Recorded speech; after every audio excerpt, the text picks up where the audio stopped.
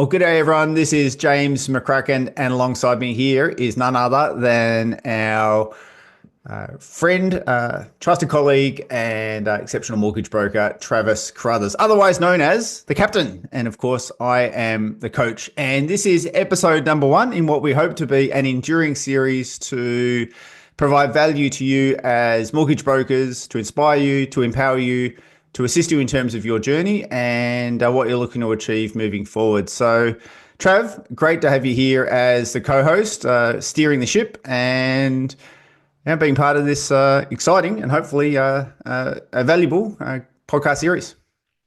Yeah, no, thank you, James. Really excited to be on board for this. You and I have had some pretty deep conversations about business and life over the last couple of years, and I've really enjoyed our time together. So it's going to be interesting to unpack this in a public forum. But yeah, very excited. I think I'm going to learn a lot. I hope our listeners learn a lot, and it's going to be enjoyable.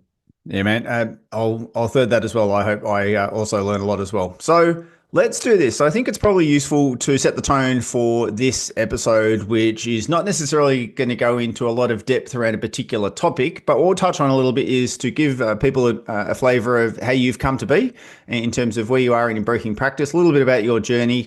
We might flip that over to me at that stage and also have a look at how do we come up with this series. So let's start with a little bit of your background and I think that might provide a bit of context and insight for the audience just to have a deeper appreciation for who you are and that you weren't necessarily, pumping out deals the day you were born.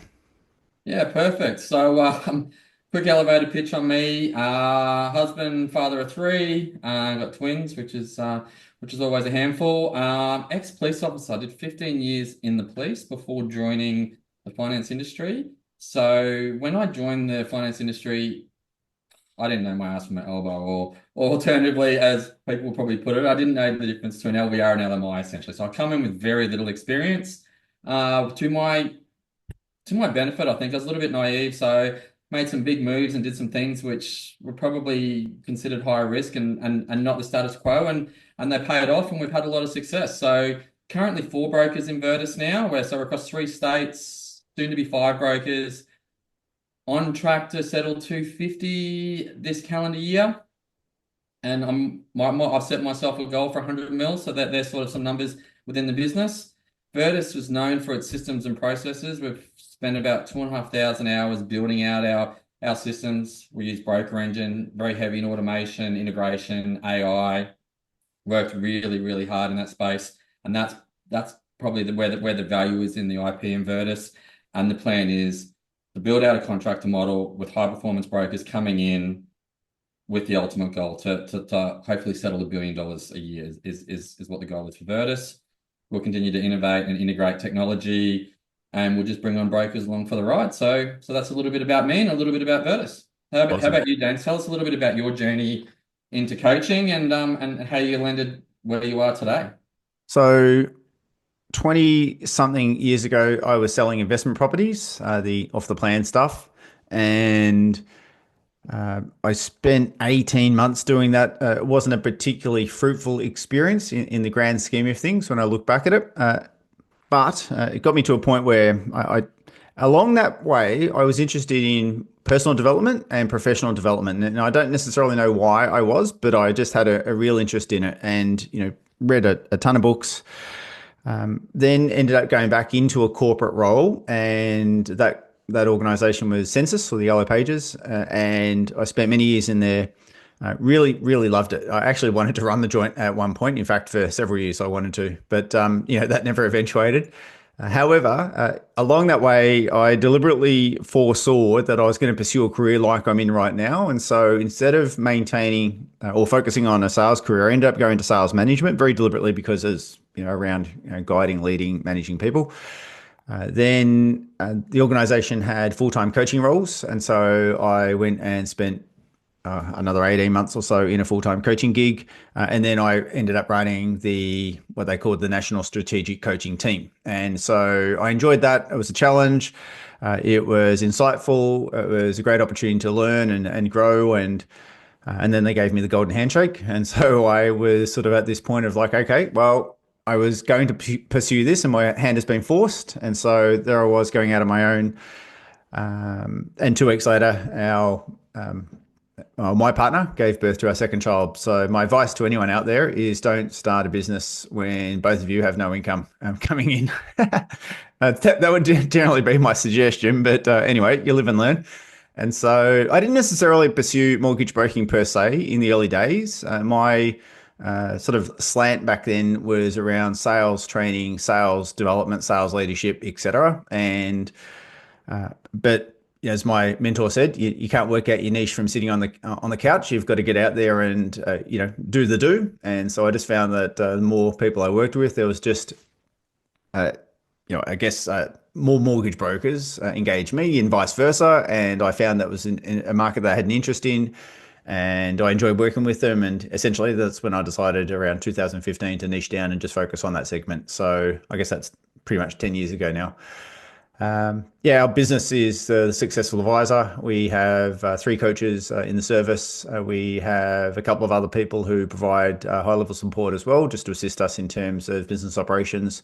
And we work primarily with established brokers to assist them with their goals around business development, around operational efficiency, growing with and through system structure and staffing, etc.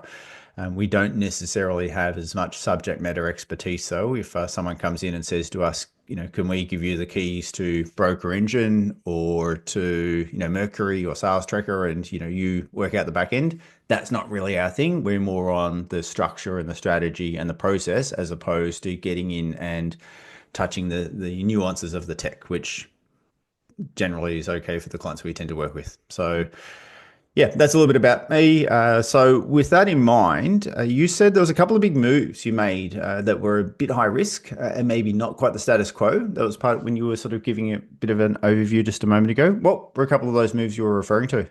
Yeah, it's probably leaning heavy into tech early before everyone else. Like everyone now, you don't. Well, I travel in AFG circles and with the advisor stuff. And it's not an event that I go to in the last probably 3 years where people aren't talking about broker engine, for example, right? And I learned really heavy into broker engine before it was really a thing. There was very few people on the platform. I got quite innovative with it. I had some very different ideas, and to be honest, I had some pretty smart people challenging my decisions, and they thought I was going to fail with these. They thought I was going to fail with the strategy I was looking to deploy, and it was my naivety essentially that probably had held me steer the course. And now look, everyone's on broker engine or something similar. Everyone's looking at innovation, integration, automation. So it's one of the things that we've worked really, really hard on. And it's like I said, I was probably an early adopter with that sort of stuff. Yep. That it just like I'm ahead. I was so far ahead of my competition, let's say. Yep. And since I've seen the real value in what we do and how it's improved our client experience and how it's reduced our cost base, and there's a whole range of different things. A topic for another day. Yep. But now I lean in a lot heavier than I did back then, and I probably invest more in it. So what I'm trying to do is I felt like to a certain extent I'd gapped the market a little bit. And Yep. now what I'm doing is I'm going, you know what, like I've gapped the market here. It's not time to take my foot off the gas. It's like let's get the foot to the floor and let's go hard at this, because with the way technology is and the way of industries at the moment is, there's going to be a lot of disruption coming. And if you can get ahead of this, there's some real gains to be made. And that's where Vertis has been successful. So it's essentially my naivety and probably a little bit of luck, I think, that's probably helped me along the way. But yeah, that's probably to answer your question. That's where it sits. Yeah. Nice. So I think just for context, and I'm bringing up the MFAA Industry Intelligence Report here, page 28 on the most recent edition, which is not really that recent. It's 12 months old, but in any case, I think the rule of thumb still applies around the 80-20 thing, is that 20% of brokers, and that's actually a rough number, are writing 80% of the volume. Again, these are rough numbers. Don't quote this verbatim. And obviously you're in that 20%. In fact, you'd be well and truly in the top 6%, which are the brokers who are writing over 25 mil or settling over 25 mil per 6 months, which is 50 mil per annum. So before we get into more detail, and I like that, by the way, I think there's probably a few topics we could talk about in terms of tech and AI and automation, etc. I think it's important for our audience to know that our best objective here is obviously to provide value for them. And in doing that, they get to see us in hopefully a fairly raw state in the sense that, and as you were sort of making the point before we press record, is that if you're saying something that I don't necessarily agree with, I might challenge you on that and we'll have a look at it and perhaps come up with a different perspective and vice versa, of course. And just so that this doesn't look or feel particularly manufactured, because whilst we're going to have topics that we're going to discuss, we're not necessarily going to work out every talking point. I think we're going to have a bit more free flow. Did you have something to add to that, or what's your view? Yeah, exactly right. So look, I think I've been pretty open with you about this. I want to be open and raw with like my decision making process, where I'm at and what I'm doing. And I have no doubt that should this podcast go months and years, I'll look back at some of the strategies I was deploying, some of my thought process. It's going to change. It's going to evolve because it's always evolving, right? So I'm open to being challenged. I'm open to some criticism. I think that's probably where I've been able to grow is off the back of constructive criticism from people like yourself, a lot of colleagues in the industry that I've been able to work pretty closely with over the years. So yeah, I'm really excited to unpack and keep it pretty raw. And as I said, there's very differing. This is what I like about this particular podcast series. We have two people in the industry that are very successful in their own rights, but coming from very different perspectives. So I guess just touching on sort of where the captain and the coach, the bit of the play on words is you're the coach, you're overviewing, you're seeing everything, right? You're seeing both teams, you're seeing the movement, you're watching other teams, you understand the playbooks. Where myself as the captain, I'm on the field, I'm playing what's in front of me, I'm trying to direct my team. I don't necessarily see everything, but I'm there, I'm on, I'm feeling, I'm taking the hits, I'm putting the hits on, if we want to put a football analogy, where you're watching, say, I think it's going to be very interesting to see that dynamic on I'm playing what's in front of me, and you're actually, and you're not just the coach of one team, you're the coach of many teams. So it'd be very interesting to get your insights in how things. We're going to have very different perspectives, but I think I'd like to think that our listeners are going to get real value out of hearing both sides of things and be able to make up their own mind on Yep. on how it applies to their particular business. That's a really good point. That last comment about make up their own mind, and I mean that's part of how we coach anyway. Is we encourage what we essentially. Someone said this to me yesterday, is that their way of coaching their own brokers is to provide suggestions, to provide input, to provide context, but they'll never ever tell that person where they need to place a deal. Is like, you know what, they're contractors. Ultimately, it's their responsibility, but I'll give them guidance to get to the point of hopefully making a good decision. Yeah. I tend to do the same. Is, you know, there's going to be very few times I'm going to tell people you must do this or you have to stop that.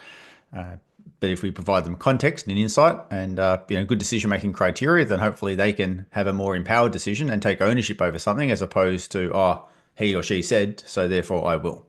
Yep. No, great point. Great point. And so you've talked a little bit about the name, captain and the coach.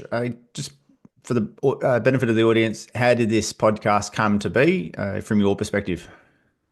Yeah, look, I'd always been interested in doing a podcast, and obviously I listen to your podcast. I've been on your podcast a couple of years ago. I really enjoyed that, so it was really enjoyable. And um, I guess what I wanted to do is I want to give back to the. I've been really fortunate. Like if you look at through this podcast series, you'll get a better understanding of me and my story. And I've been very, very fortunate to be surrounded by extremely talented people. So I had affirmation on my bathroom wall when I first launched Vertis, and said if you're the smartest person in the room, you're in the wrong room. Nice. And there's been some very key people that have come into my circle that have made damn sure that I'm never the smartest person in the room. So I've been really fortunate to surround myself with some amazing talent, and they've helped me along the way. And I've been really fortunate, like to be able to learn from the best, essentially. And I'm still very early in my career. I'm only 8 years in.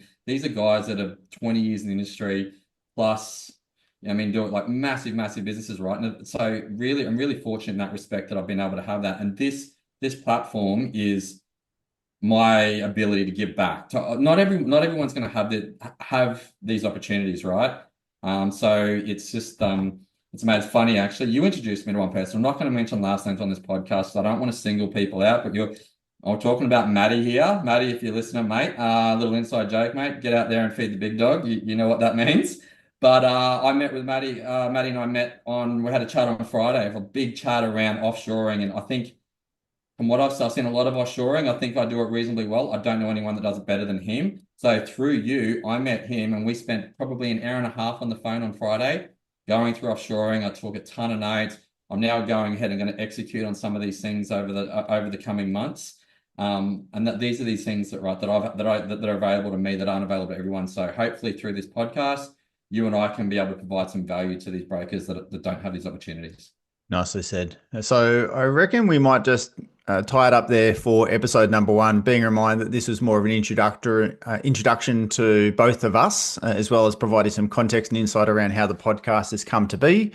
And knowing that, again, it's going to be unfiltered, it's going to be raw, we'll make mistakes. And by the way, I think we did say earlier that when our audience disagrees with us or they've got a different perspective, they're welcome to write in, they're welcome to comment, they're welcome to share their views, because as much as we've gained our respective insights and our experiences, that doesn't necessarily mean it's the only way to look at things. And we appreciate and value the opportunity to be challenged and to see things from different angles as well. Yeah, definitely. It's one of the big things I've worked on over the last couple of years is resetting beliefs. So you'll have a belief on a on a particular topic or strategy or whatever the case may be, and being able, when you're challenged on that, to be able to reset your beliefs. So I'd ask our listeners to sort of put that lens on when they're looking at this. Start thinking about resetting your beliefs. And as I said, we're not going to be right on everything, right? So we would love the opportunity to reset our own beliefs because it's gonna make us better. It's gonna make me better as a broker. It's gonna make you better as a coach. Make us both better as business owners. So yeah, I'm excited. Awesome, dude. All right. Well, that being the case, that is Trav or I should say the captain and the coach signing off for episode number one. We'll see you back with episode number two. We're going to start focusing a little bit on business strategy. So until then, stay well and we'll catch you soon. Bye, guys.